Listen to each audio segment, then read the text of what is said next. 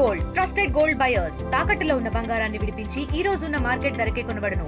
మరిన్ని వివరాలకు సంప్రదించండి 7771070020. బురద జల్లే కార్యక్రమాల్లో మరొక కార్యక్రమాన్ని చేపట్టబోతా ఉన్నారు వైసీపీ నాయకులు.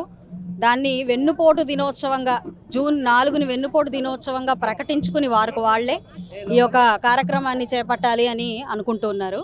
ఒకసారి మనం 5 సంవత్సరాలని తీసుకుంటే ప్రజలందరికీ ఏం చెప్పి పరిపాలనలోకి వచ్చారు, ఏ హామీలు ఇచ్చి వాళ్ళు వచ్చారు, ఏ హామీల్ని వాళ్ళు వైఫల్యం చెందారు, ఆఖరికి ఈరోజు మనం ఈ ప్రజా పంపిణీ వ్యవస్థలోకి బియ్యాన్ని ఉచితంగా ప్రజల వద్దకే వచ్చి మేము ఇస్తాము అన్న ఒక చిన్న అంశాన్ని కూడా అందులో కూడా ఎన్నో అవినీతి చేసి అక్రమాలు చేసి వాళ్ళకి ఇంటి వద్దకు కాదు కదా ఎప్పుడు వస్తుందో ఎప్పుడు పోతుందో తెలియని పరిస్థితికి తీసుకొచ్చారు.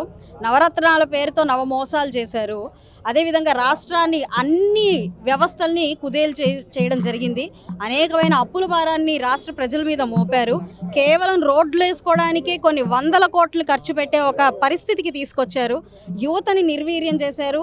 రాష్ట్రం మొత్తం కూడా గంజాయి పాలు చేశారు, డ్రగ్స్ పాలు చేశారు. ఇలా మహిళలకి రక్షణ లేకుండా చేశారు. అన్ని విధానాల్లో కూడా ఏ ఒక్కరికి ఏ ఒక్క అంశాన్ని తీసుకున్నా కూడా ప్రజలు కనీసం ఒక 40 సంవత్సరాలు వెనక్కి వెళ్ళిపోయిన పరిస్థితికి రాష్ట్ర ప్రజల్ని తీసుకొచ్చి వారికి తీవ్రమైన అన్యాయాన్ని అసలైన వెన్నుపోటుని ఇచ్చిన ప్రభుత్వం వైసీపీ ప్రభుత్వం. అయితే ఈరోజు అన్ని భారాల్ని మోస్తూ ఒక పక్కన ఇచ్చిన హామీల్ని 1 by 1 నెరవేర్చుకుంటూ అదేవిధంగా ఈ మరమ్మతుల పనులకే కొన్ని 100 కోట్లను వెచ్చిస్తూ P4 విధానం కానివ్వండి, AI టెక్నాలజీ కానివ్వండి, విద్యా విధానంలో కానివ్వండి, ఇలా ప్రజా పంపిణీ వ్యవస్థలో కానివ్వండి, లేదంటే పరిశ్రమలు తీసుకురావాల్సిన పరిస్థితులు కానివ్వండి, అనేక సంస్కరణల విధానంలో కానివ్వండి, ఇలాగ అనేక అంశాల్లో ఇటు యువతని ముందుకు తీసుకెళ్లే పరిస్థితుల్లో, స్వయం సాధికారతను ఏర్పాటు చేసే విధి విధానంలో, మహిళల రక్షణ విధి విధానంలో ఇలా ప్రతి అంశం మీద శ్రద్ధ పెట్టి ఈరోజు 24/7 అనే విధంగా ప్రతి ఒక్క నాయకుడు, మా అధినాయకులు చంద్రబాబు నాయుడు గారు, కూటమి నాయకులు అందరం కూడా శ్రమిస్తుంటే దీన్ని పట్టుకొని వెన్నుపోటు ఇచ్చిన హామీలు నెరవేర్చలేదు అని చెప్పడం కేవలం హాస్యాస్పదం. ఒక బురద జల్లే ప్రయత్నం మాత్రమే. బురద జల్లడం తప్ప లేదంటే వేలెత్తి చూపించడం తప్ప ఏమీ చేతగాని గత ప్రభుత్వ నాయకులు వాస్తవానికి 1 yearలో జరిగిన అభివృద్ధికి కానివ్వండి, పరిపాలనకు కానివ్వండి నోటి మీద వేలేసుకొని చిత్తం పలాయనించాల్సిన పరిస్థితి ఏర్పడిన క్రమంలో ఇలా ఏదో ఒక ఎజెండాతో ఏదో ఒక పిచ్చి ప్రోగ్రాములతో ముందుకు వచ్చి మళ్ళీ ప్రజల్ని మభ్యపెట్టచ్చు, నిజంగానే ఏం జరగట్లేదు అనే ఒక మభ్యపాటికి గురి చేయొచ్చు అని అనుకుంటున్నారు.